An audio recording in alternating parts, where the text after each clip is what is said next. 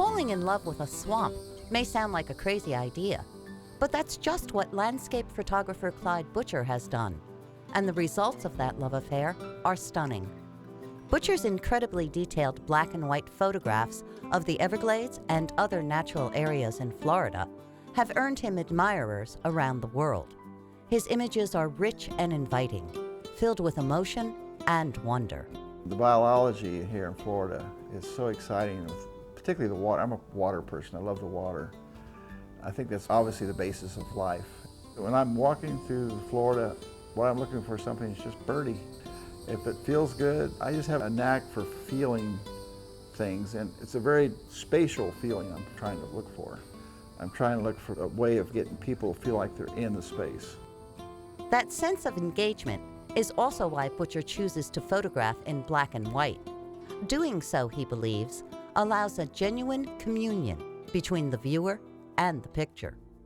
A lot of people ask me, why do I shoot in black and white? Well, there's several reasons, but one of the reasons is there's a simple explanation. Color is a duplication of nature. Black and white is an interpretation. What Butcher most wants people to see through his photographs is a personal interpretation of the beauty of nature. But what he most wants them to consider is how important the natural world is to human existence. To achieve that second goal, he realized he had to find a way for others to experience all that he's found while taking pictures out in the wild. And so he developed the idea of hosting annual swamp walks. Every Labor Day weekend, visitors to Butcher's Big Cypress Gallery can join guided tours of the swamp, discovering the beauty and wonder firsthand. The swamp walks have been a unique thing. I think we started them actually in 1994, a year after the gallery was open. We had 12 people for our first swamp walk. People just don't have a feeling of the Everglades. I mean, unless you physically get into it, you don't understand it. One will be in the back of the group, so we'll all be together. The swamp walks have grown increasingly popular over the years. Nowadays, some 1,200 people from all over the country participate annually, including such famous folks as former President Jimmy Carter.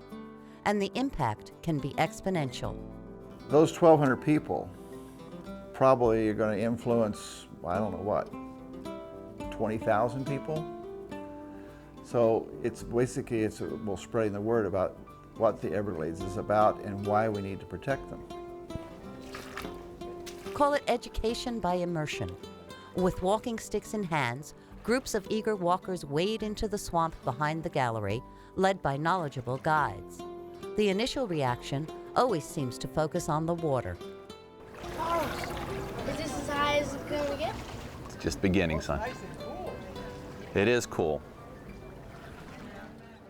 Along the watery hike, the guides stop occasionally to share bits of information, from ecology to history to fascinating trivia.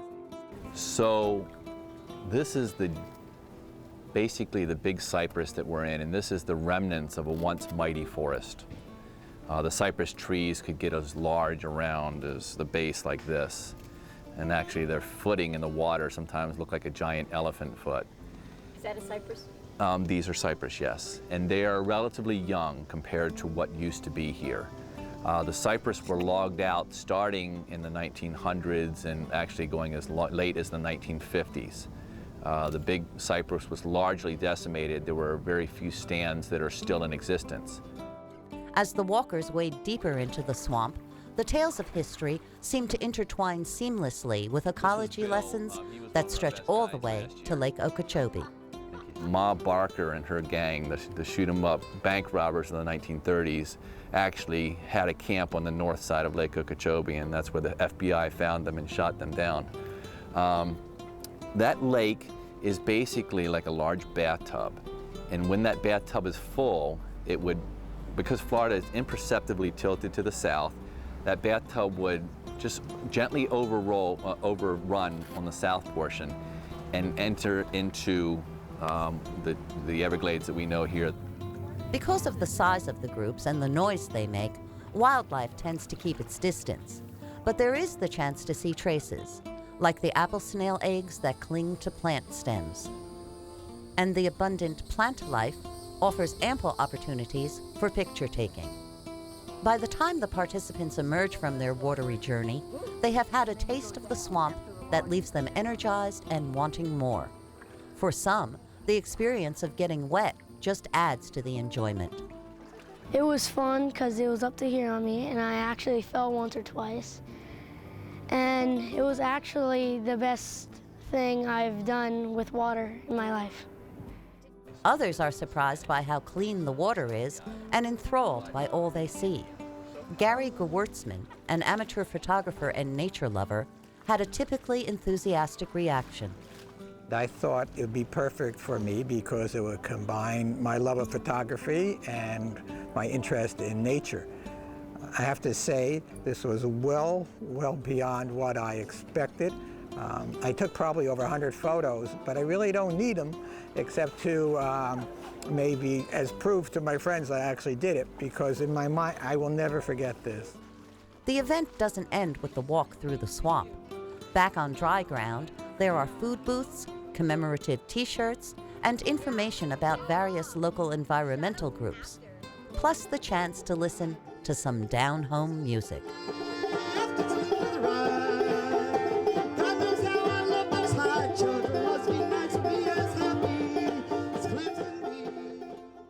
Of course, there is also the chance to have books signed by Butcher, to watch demonstrations of his large format camera, and to get lost in the many photographs taken by Butcher and his wife, Nikki. But the main purpose of the annual swamp walks is to educate and inspire. Sometimes it's difficult as a human being to have an abstraction of what nature is important for. But when you see it, and if you fall in love with it, it's dangerous. People fall in love with something. They might even start talking to their congressman. You never know. They might even vote for the right person. For decades, Clyde Butcher has found and celebrated the art of nature in his photographs. Through his annual swamp walks, he is turning nature into a living art, an art through which countless others can fall in love with the swamp, just as he has done.